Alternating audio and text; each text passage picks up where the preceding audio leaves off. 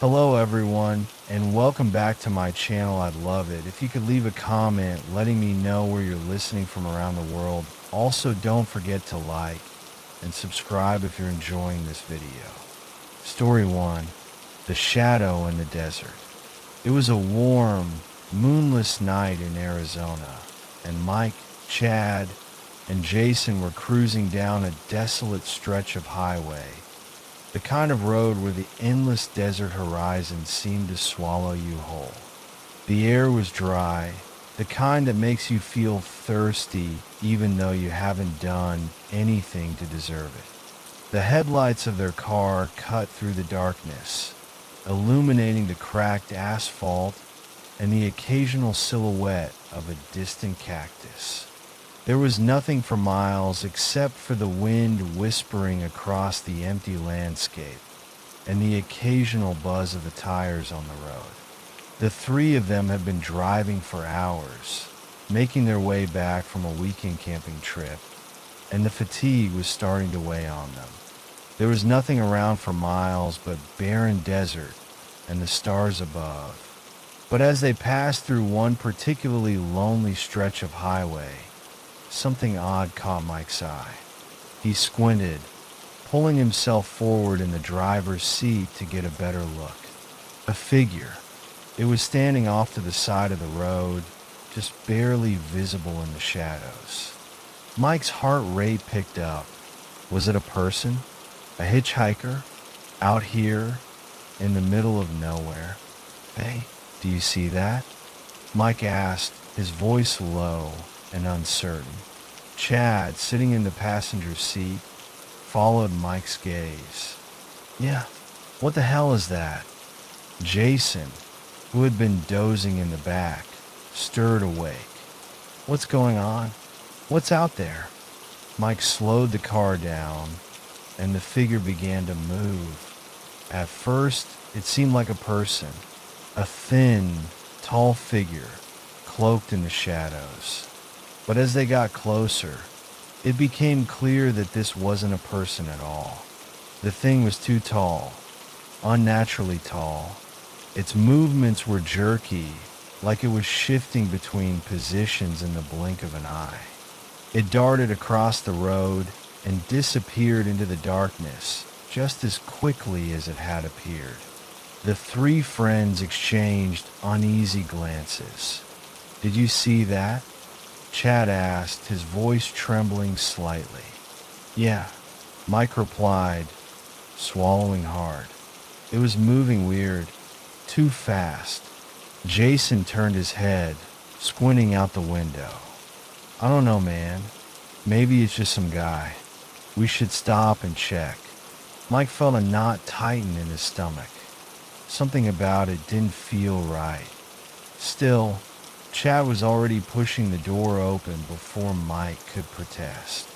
We might be able to help. Just a person. Maybe they need a ride or something, Chad said, trying to sound confident.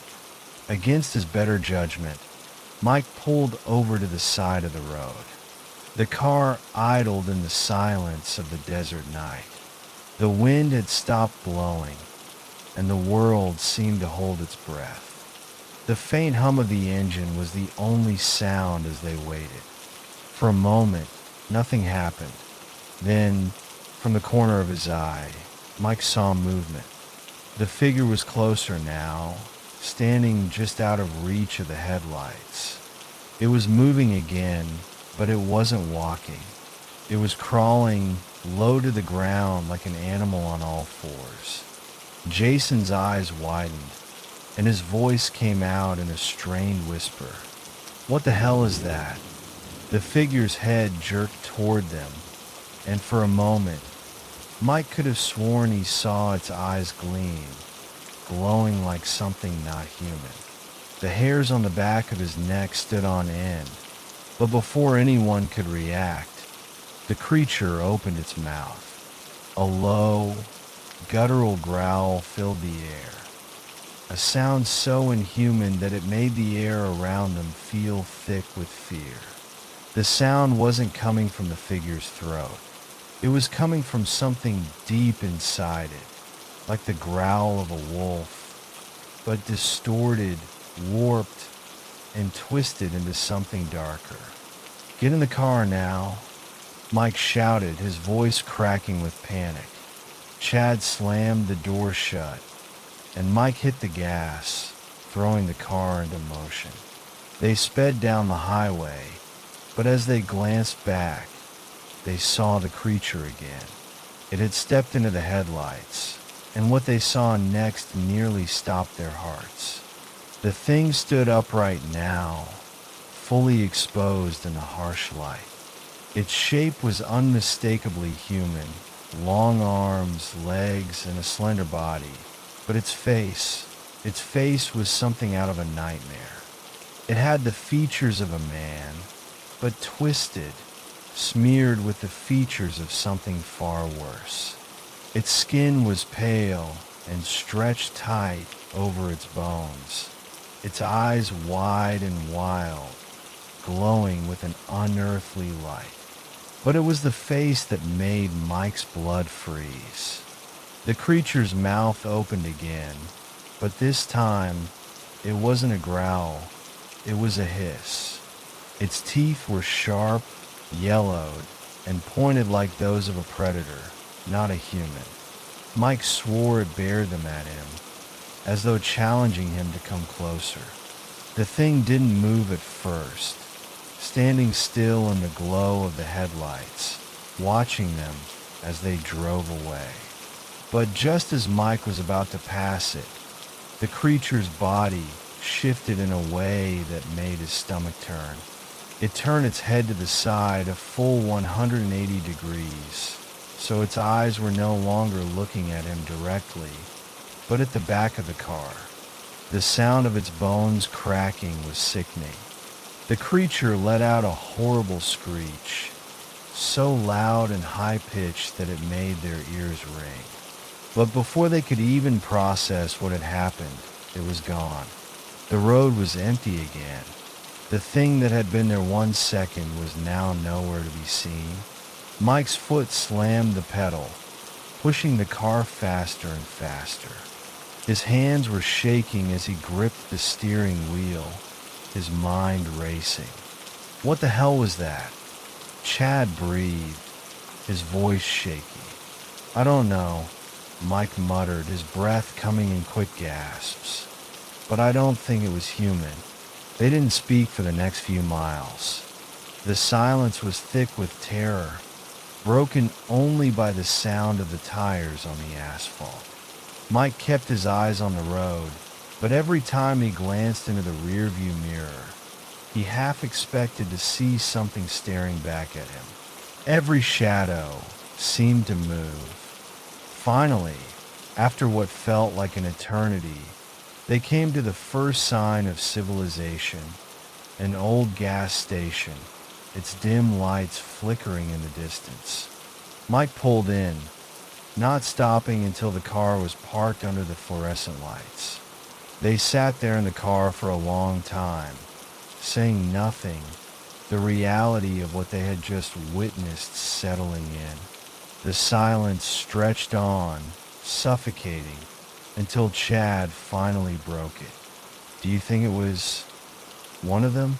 Mike swallowed, trying to push the words out. "A skinwalker." Jason's voice was almost a whisper. "I don't care what it was. I'm never driving through the desert again." They didn't talk about it much after that night. None of them did, but they all knew something deep down, something that had settled into the pit of their stomachs. They had seen something that couldn't be explained, something that wasn't human, and they would never, ever drive that stretch of highway again. Story 2. The Woman in the Woods. Sarah and Jesse had always been close, ever since they were kids. Summer vacations spent at their family's cabin in the New Mexico wilderness had become a tradition. The cabin was far from the bustling city, nestled deep in the woods, where the air was crisp and the trees whispered secrets to anyone who would listen.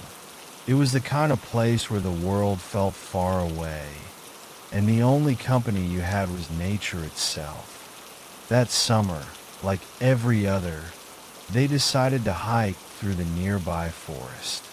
It was a place they'd explored countless times before, a place where the sun filtered through the tall pines, casting dappled shadows on the ground. But today, there was something different about it, something that made Sarah uneasy from the moment they stepped onto the trail. She couldn't shake the feeling that the woods were watching them. "You feeling okay?" Jesse asked, noticing her hesitation. He was already ahead, moving easily through the thick underbrush, his backpack bouncing lightly on his shoulders. "Yeah, I don't know," Sarah replied, glancing around nervously. "It's weird today. Too quiet." Jesse laughed, though it was a little strained. "You and your spooky stories. It's just the woods. Maybe the wind isn't picking up like usual." But Sarah wasn't so sure. The forest had a way of shifting in the quiet moments, of seeming alive in ways that made the hairs on the back of your neck stand up.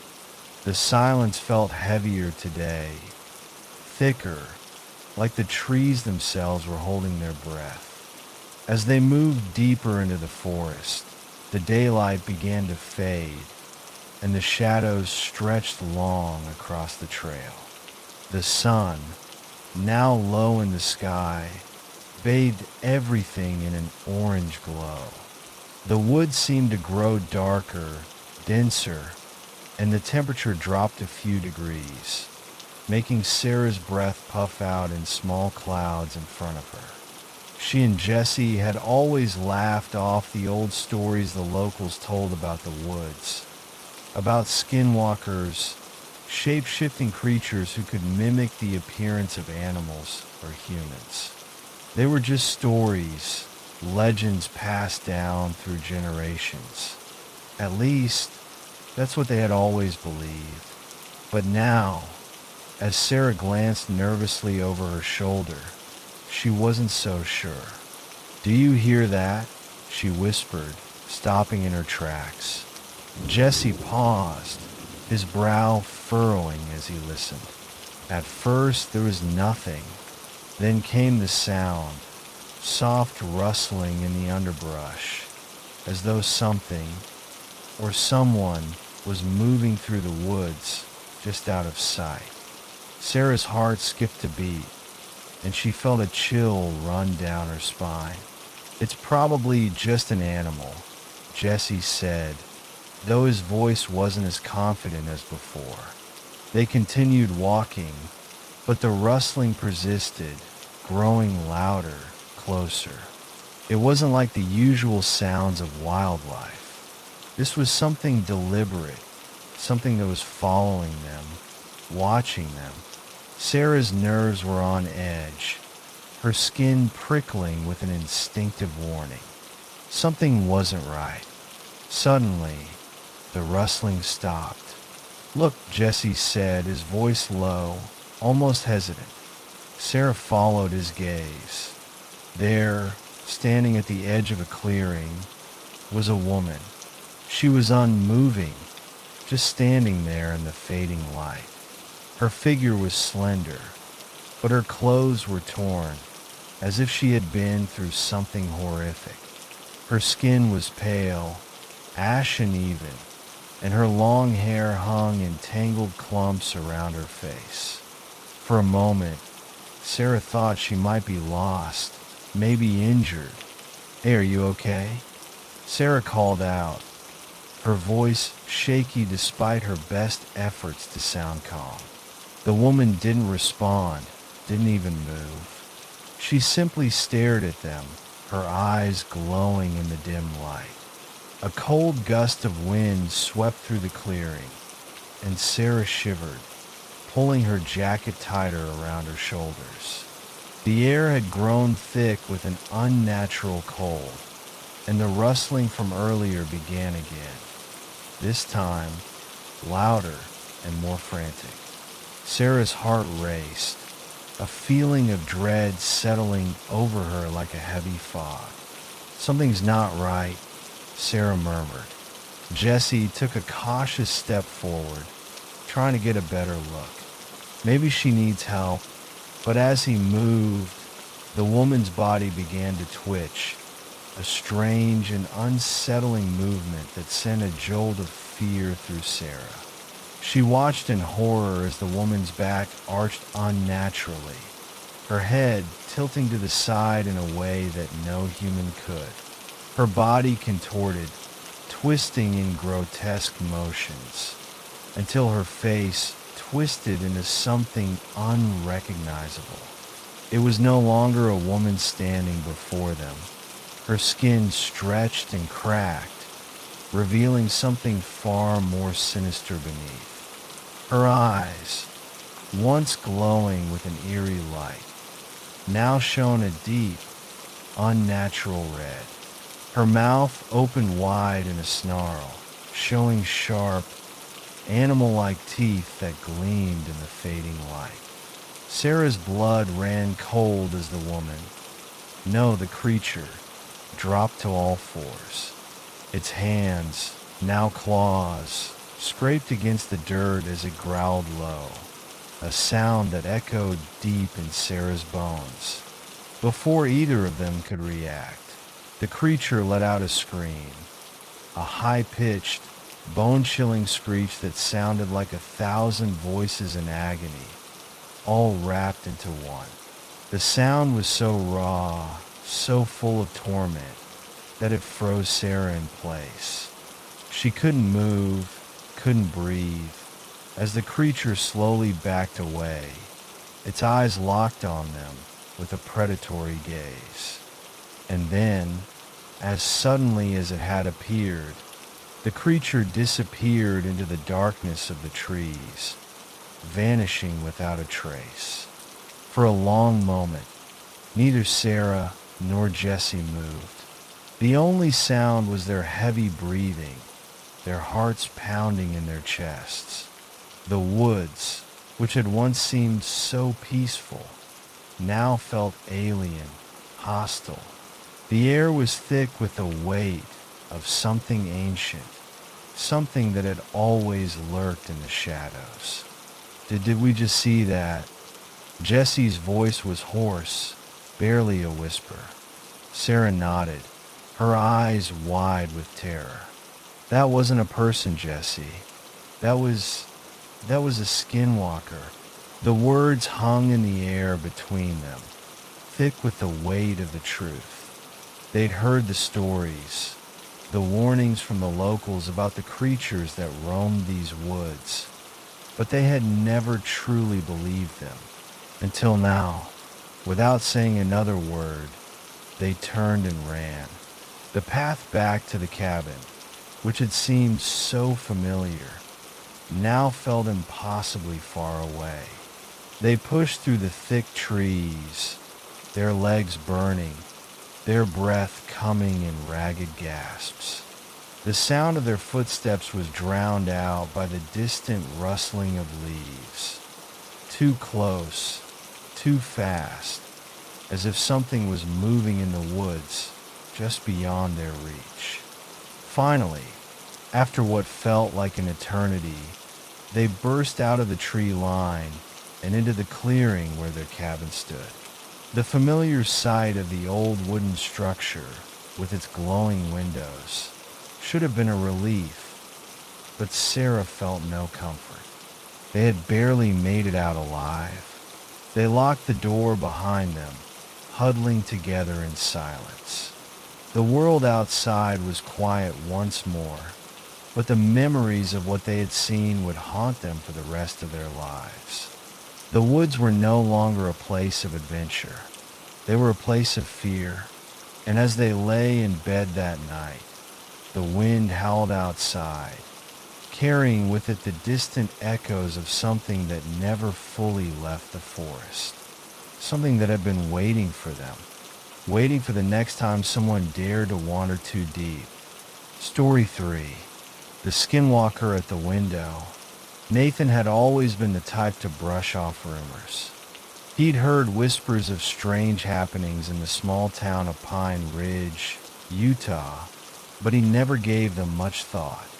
People talked about the land being cursed, of ancient rituals and creatures lurking in the woods, but he considered it all superstition, just stories to entertain the locals.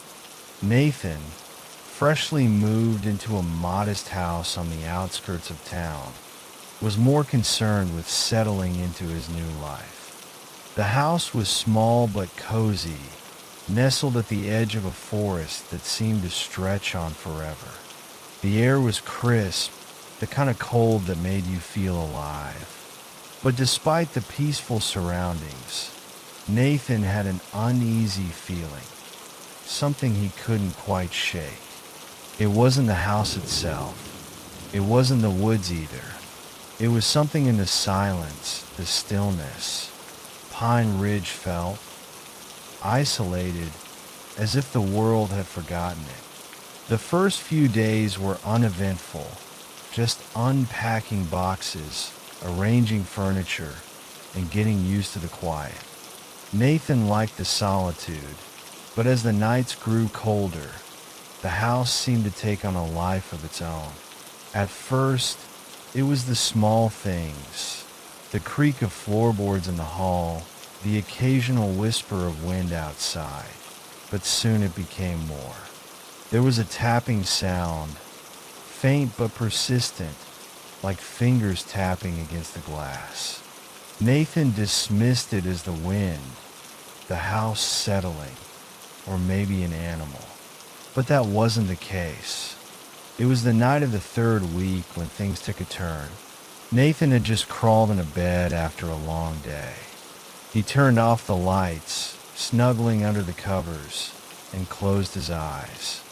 The peace of the night seemed to embrace him, lulling him into the familiar comfort of sleep. But then, the tapping started. At first, it was soft, almost like the breeze was causing a branch to brush against the window. But it didn't stop. The tapping grew louder, faster. It wasn't the wind. It wasn't a branch. Nathan's heart began to race. He pulled the covers over his head, thinking it was just his imagination. The tapping continued, now sharp and deliberate, as if someone was knocking on the glass. Reluctantly, Nathan got up, swinging his legs over the side of the bed. The room felt colder now, the air thick with a sense of foreboding. He tried to shake it off. He told himself it was probably an animal, maybe a raccoon or something else poking around outside. He walked to the window and pulled the curtain back, expecting to see a harmless animal or maybe the wind playing tricks. But what he saw made his blood run cold. A woman stood in the yard, staring up at him. Her face was pale, unnaturally so, almost as if she were drained of color. Her eyes were wide open, but they didn't seem right. They were too large, too unblinking, and they glowed. Not a natural glow, but an eerie, unnatural yellow, like the eyes of a predator. Nathan's breath caught in his throat. He couldn't tear his eyes away from her. She stood perfectly still, her face expressionless, like a mannequin. He squinted, trying to make sense of what he was seeing. But that's when it happened. Her head jerked to one side, unnaturally fast, almost like a broken doll. He stumbled backward, his heart hammering in his chest. This wasn't normal. This wasn't a person. This wasn't a human. Before Nathan could react, the woman dropped to the ground. But it wasn't like a normal fall. It was as if her body had been forced down, and she landed on all fours. She didn't move like a human. No, this thing moved like an animal, fast and fluid.